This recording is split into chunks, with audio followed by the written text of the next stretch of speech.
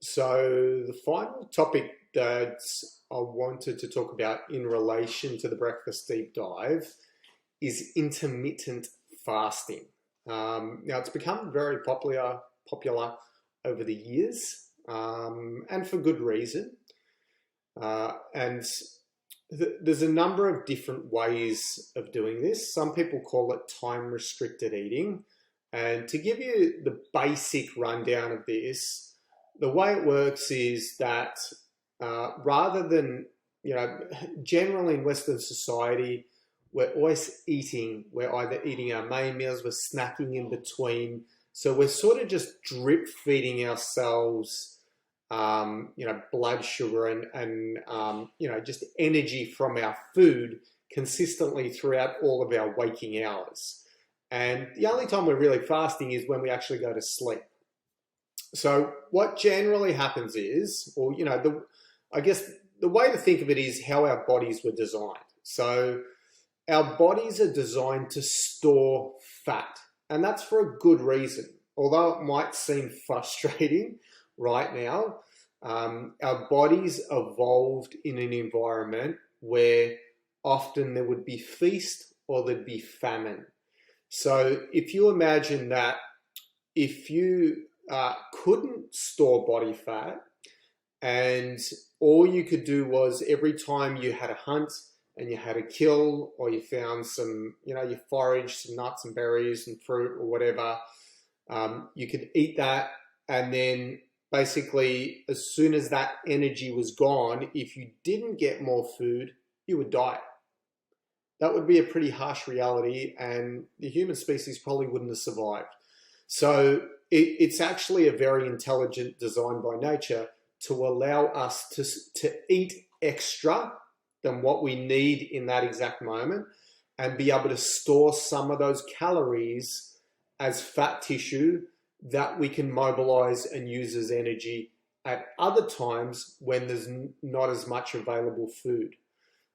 Now, this is how our bodies evolved over time. But of course, there's a big mismatch between our genetics and our environment today, in that we have food constantly available to us.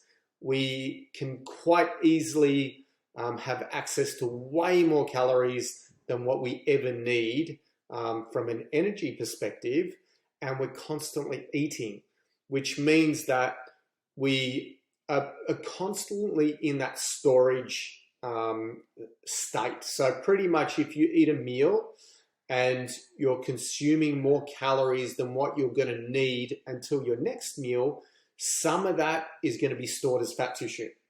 But then you eat again, and then you might eat a little bit more than what you need and you store a little bit of that. And it's a continuous cycle. And then over time, we build up our fat tissue without actually ever accessing it and tapping into those fat tissue cells as energy. So what we need to do is have periods of time where we aren't eating. And that will help us to allow, to access those fat stores and utilize them as energy. And this is hence where intermittent fasting has come in and time restricted eating. They're the same thing. So basically, there's a number of different ways that you can do it, and there's no hard or fast rules. Some people will eat once a day. They'll eat dinner and then they won't eat again until dinner the next day. And that gives them a huge window of time where they are going to be tapping into their fat stores.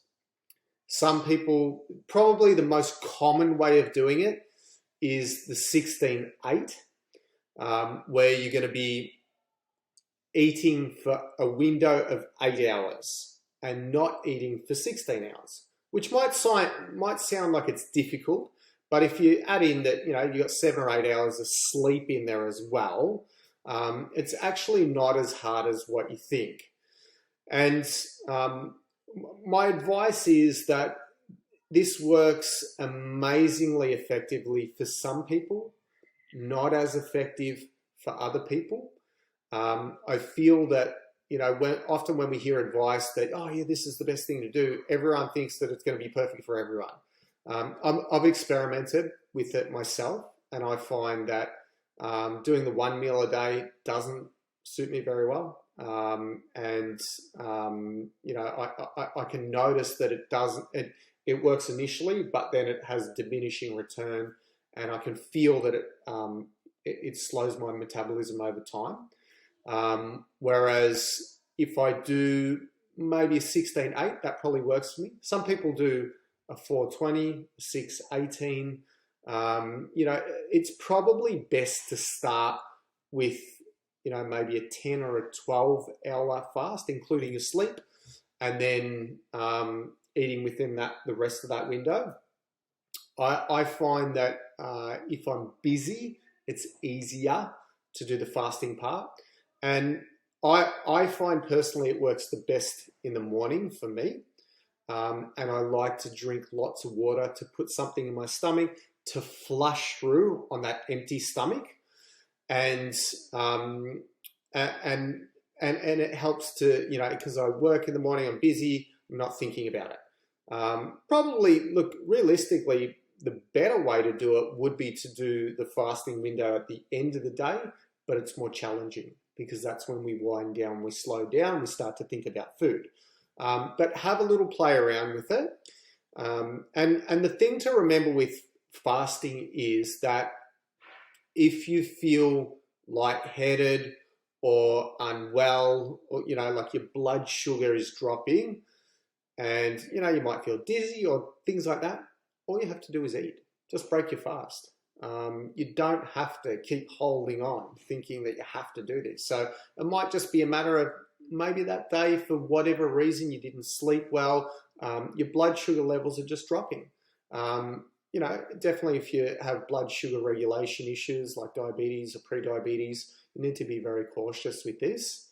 But for most people, it can be quite an effective strategy.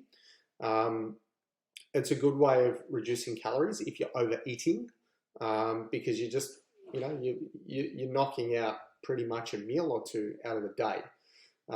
It is important when you break the fast to break it with healthy food and not to overindulge, because sometimes I find personally if I go too long with my fast, if I go to 1 or 2 o'clock in the afternoon and I haven't eaten since 6 or 7 the night before, I get ravenously hungry and I end up overeating. So I find it's best for me to have a very small low carb meal to break my fast with, and then I'll have a larger meal, maybe an hour or two after that. But give it a go. Have some experimentation with it. If you have any questions, feel free to send me any questions you might have. I've done this for a number of years, so I've got a little bit of experience doing it. So give it a go and let me know how you go.